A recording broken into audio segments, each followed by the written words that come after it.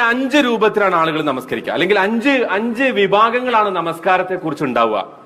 അതിൽ ആദ്യത്തെ വിഭാഗം എന്ന് പറഞ്ഞാല് നമസ്കാരത്തെ കുറിച്ച് തീരെ അവർക്കൊരു പരിഗണന ഉണ്ടാവില്ല. അവര് അതിന്റെ സമയം തീരെ ശ്രദ്ധിക്കൂല.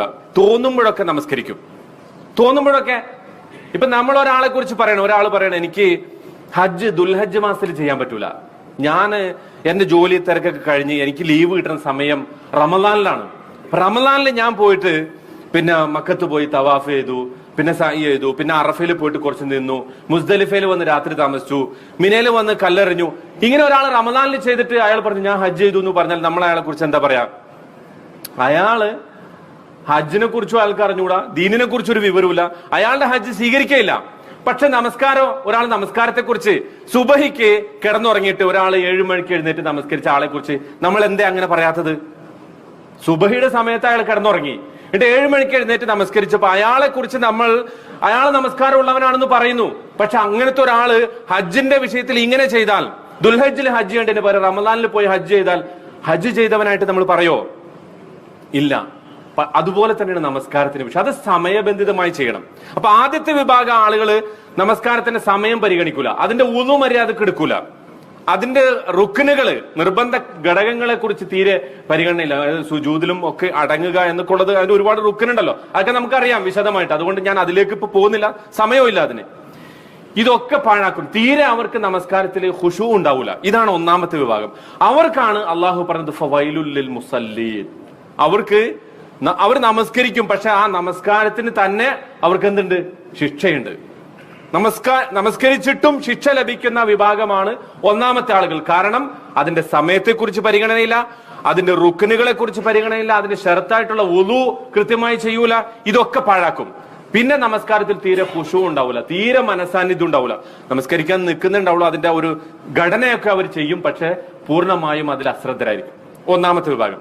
രണ്ടാമത്തെ വിഭാഗം അവര് നമസ്കാരത്തിന്റെ സമയത്തെ കുറിച്ച് ശ്രദ്ധ ഉണ്ടാവും. അവർക്ക് കൃത്യസമയത്തായിരിക്കും നിസ്കരിക്കുക.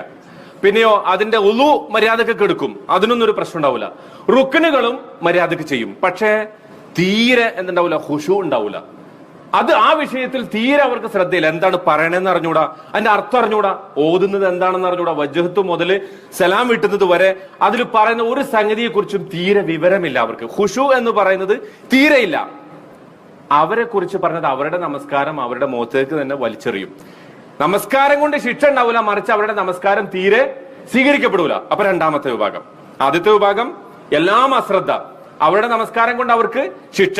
രണ്ടാമത്തെ വിഭാഗം അവരുടെ ബാക്കിയുള്ള അതിന്റെ ബാഹ്യരൂപങ്ങളൊക്കെ ശരിയായിരിക്കും, പക്ഷെ ഖുശൂ ഉണ്ടാവില്ല, അവരുടെ നമസ്കാരം സ്വീകരിക്കപ്പെടില്ല. ഇനി മൂന്നാമത്തെ ഒരു വിഭാഗം, അവര് ഇതെല്ലാം ഭംഗിയായിട്ട് ചെയ്യും, പക്ഷെ അത് സമയത്ത് നിർവഹിക്കും, ഉളു മര്യാദക്ക് എടുക്കും, അതിന്റെ റുക്നുകളൊക്കെ പാലിക്കും. പിന്നെ ഖുശൂവിന്റെ വിഷയത്തിൽ ഇവരൊരു യുദ്ധത്തിലായിരിക്കും. എന്ന് പറഞ്ഞാൽ കൈ കെട്ടുമ്പോ നല്ല ഓർമ്മ ഉണ്ടാവും, അവർക്ക് നന്നായിട്ട് നമസ്കരിക്കണം എന്നൊക്കെ വിചാരം ഉണ്ടാവും. പക്ഷെ കുറച്ചങ്ങ് എത്തിക്കഴിയുമ്പോ എന്തു പറ്റും? ശ്രദ്ധ വിട്ടുപോകും. അപ്പൊ വീണ്ടും കുറച്ചങ്ങ് എത്തിക്കഴിയുമ്പോൾ അവർക്ക് ഓർമ്മ വരും. ചിലപ്പോൾ ആദ്യത്തെ റക്കാത്തില് അങ്ങനെ അങ്ങോട്ട് പോയിട്ട് സുജൂദിൽ എത്തുമ്പോഴാണ് ഓർമ്മ വരാം, അപ്പൊ വേഗം തിരിച്ചു വരും. അവരൊരു ജിഹാദിലാണ്. അവരെ സംബന്ധിച്ച് പറഞ്ഞത് അവർ അധിക സമയവും ഓർക്കും, പക്ഷെ പലപ്പോഴും അവർക്ക് എന്ത് ചെയ്യും? ശ്രദ്ധ തെറ്റിപ്പോവും. അങ്ങനെയുള്ള ആളുകളെ കുറിച്ച് അവർക്ക് 2 കൂലി ഉണ്ടെന്ന് പറഞ്ഞ. എന്തുകൊണ്ട്? ഒന്ന്, അവർ ഖുശൂവിന് വേണ്ടി ഖുശൂ നിർവഹിക്കുന്നു, അത് പാലിക്കുന്നു. നമസ്കാരത്തിൽ ഭയഭക്തി, അള്ളാഹുവിനെ കുറിച്ചുള്ള വണക്കം വഴക്കമൊക്കെ പാലിക്കുന്നു. രണ്ടാമത് അവർ ഒരു ജിഹാദിലാണ്, പിശാചുമായിട്ടുള്ള യുദ്ധത്തിലാണ്. കാരണം നബി സല്ലല്ലാഹു അലൈഹി വസല്ലം പറഞ്ഞു, നിങ്ങൾ നമസ്കരിക്കാൻ നിൽക്കുമ്പോ ഒരു പിശാചിന്, ഖൻസർ എന്ന് പറയുന്ന ഒരു പിശാചിനെ കുറിച്ചാണ്. ആ പിശാചിനെ അള്ളാഹു തന്നെ ആ അർത്ഥത്തിൽ ഒരു പിശാച് പ്രത്യേകമായിട്ട് നമസ്കാരത്തിൽ നമ്മളെ വഴിതെറ്റിക്കാൻ വരുന്നുണ്ട്. നമുക്ക് എല്ലാവർക്കും അത് ബോധ്യം ഉണ്ടാവും, അല്ലെ? എല്ലാ കടങ്ങളും ഓർമ്മ വരിക എപ്പോഴാ? നിസ്കാരത്തിലാണ്. ഇതിനു ശേഷം എപ്പോഴും നിസ്കരിക്കാൻ നിന്നാൽ നമുക്ക് ആദ്യം ഓർമ്മ വരിക ഈ നിസ്കാരത്തിന് ശേഷം എന്ത് ചെയ്യണം, അതിനെ കുറിച്ചായിരിക്കും നമ്മുടെ ചിന്ത. ഇപ്പൊ തന്നെ ഇവിടെ ജുമക്ക് നിൽക്കുമ്പോ തന്നെ നമ്മുടെ ചിന്ത എന്തായിരിക്കും? പോയിട്ട് ബിരിയാണി ഉണ്ണണം, കുറച്ച് ഉറങ്ങണം, അല്ലെങ്കിൽ ഇന്ന സ്ഥലത്ത് എനിക്ക് പോകാനുണ്ട്, വൈകുന്നേരം പാർക്കിൽ പോകണം. ഇങ്ങനെയുള്ള ചിന്തകളായിരിക്കും നമസ്കരിക്കാൻ നിൽക്കുമ്പോൾ നമ്മുടെ മനസ്സിലേക്ക് വരിക. ഇതെന്തുകൊണ്ടാ? ഈ പിശാച് നമ്മളെ പെട്ടെന്ന് ആക്രമിക്കും. അപ്പൊ മൂന്നാമത് പറഞ്ഞ വിഭാഗം ഈ പിശാചുമായിട്ട് നിരന്തരം യുദ്ധത്തിൽ ഏർപ്പെട്ട് ശ്രദ്ധ ഇങ്ങോട്ട് തിരിച്ചു കൊണ്ടുവരാൻ വേണ്ടി പരിശ്രമിച്ചുകൊണ്ടിരിക്കും. അതുകൊണ്ട് അവർക്ക് 2 കൂലി ഉണ്ടെന്നാ പറഞ്ഞ. പക്ഷെ അവർക്കും പൂർണ്ണമായി നമസ്കാരം ലഭിച്ച ആളുകളുടെ കൂട്ടത്തിൽ അവർ ഉൾപ്പെടൂല. കാരണം എന്താ? അവര് ഇടക്കിടക്ക് ശ്രദ്ധ തെറ്റിപ്പോകുന്നു. പക്ഷെ പ്രതിഫലം അവർക്കുണ്ട്. നാലാമത്തെ വിഭാഗം അവർ ഇതൊക്കെ പാലിക്കും, പരിപൂർണമായും ഖുശൂ ഉണ്ടാവും. എന്ന് പറഞ്ഞാൽ നമസ്കാരത്തിന്റെ സമയം കൃത്യമായി പാലിക്കും, വുളു കൃത്യമായി ചെയ്യും, അതിന്റെ റുക്നുകൾ നിർബന്ധമായും ചെയ്യും, നമസ്കാരത്തിൽ പൂർണ്ണമായ ഖുശൂ ഉണ്ടാവും. അവരെ കുറിച്ച് പറഞ്ഞത് അവർ ഹബീബുർ റഹ്മാൻ, പരമകാരുണികനായ അള്ളാഹുവിന് ഏറ്റവും ഇഷ്ടപ്പെട്ട ആളുകളാണ് അവരെന്നാണ് പറഞ്ഞത്. അവർക്ക് അള്ളാഹുവിനെ കുറിച്ചുള്ള പൂർണ്ണമായ ബോധത്തോടു കൂടി ആദ്യം മുതൽ അവസാനം വരെ നമസ്കാരത്തിൽ ഒരിക്കലും അശ്രദ്ധയില്ലാതെ പരിപൂർണമായ ശ്രദ്ധയോടുകൂടി നിൽക്കും. ഇനി അഞ്ചാമത്തെ വിഭാഗം, അവരാണ് ഏറ്റവും ടോപ്പ്, ഇതിന്റെ ജനത്തിലുള്ള ആളുകൾ, ഇതിന്റെ ഉച്ചകോടിയിൽ നിൽക്കുന്ന ആളുകൾ. അവരുടെ പ്രത്യേകത എന്താണെന്നറിയോ? അവർ നമസ്കരിക്കാൻ നിന്നാൽ അവരുടെ ഹൃദയം എടുത്തിട്ട് അവർ അള്ളാഹുവിന്റെ മുന്നിൽ അങ്ങോട്ട് വച്ചു കൊടുക്കും. എന്ന് പറഞ്ഞാൽ ഈ ലോകവുമായിട്ടുള്ള സകല ബന്ധവും അവർ മുറിച്ചു കളയും. അങ്ങനെ മുറിച്ചു കളയുന്നതോട് കൂടി നമസ്കാരത്തിന്റെ ഇടയിൽ എന്ത് ലോകത്ത് സംഭവിച്ചാലും അവരറിയൂല. അവരെ കുറിച്ച് നമുക്കറിയാൻ പറ്റും. ഉർവത്ത് ഇബ്നു സുബൈർ റളിയല്ലാഹു അൻഹു, അദ്ദേഹത്തെ കുറിച്ച് നമ്മൾ കേട്ടിട്ടുണ്ടോ? അദ്ദേഹത്തിന് ഡോക്ടർമാരെ നിർദ്ദേശിച്ചു അദ്ദേഹത്തിന്റെ കാല് മുറിക്കണം, കാല് മുറിച്ചു കളയണം. അദ്ദേഹത്തിന് ഒരു അസുഖം വന്നപ്പോൾ കാല് മുറിച്ചു കളയാൻ നിർദ്ദേശിച്ചു. അപ്പോ ഡോക്ടർമാർ പറഞ്ഞു, പിന്നെ കാല് മുറിക്കണമെങ്കിൽ ബോധം കെടുത്തണം, ബോധം കെടുത്താനുള്ള മരുന്ന് കൊണ്ടെന്ന് പറഞ്ഞു. ബോധം കെടുത്തണ്ട, നിങ്ങൾ എന്റെ ബോധം കെടുത്തണ്ട, മറിച്ച് ഞാൻ നമസ്കരിക്കാൻ നിൽക്കാം.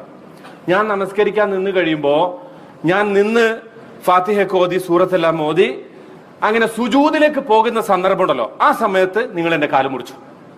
എന്നെ ബോധം കെടുത്തണ്ട, കാരണം ബോധം കെടുത്തിയാൽ എനിക്ക് അള്ളാഹുവിനെ കുറിച്ചുള്ള ഓർമ്മ അത്ര സമയത്തേക്ക് പോലും നഷ്ടമാകാൻ ഞാൻ ഇഷ്ടപ്പെടുന്നില്ല.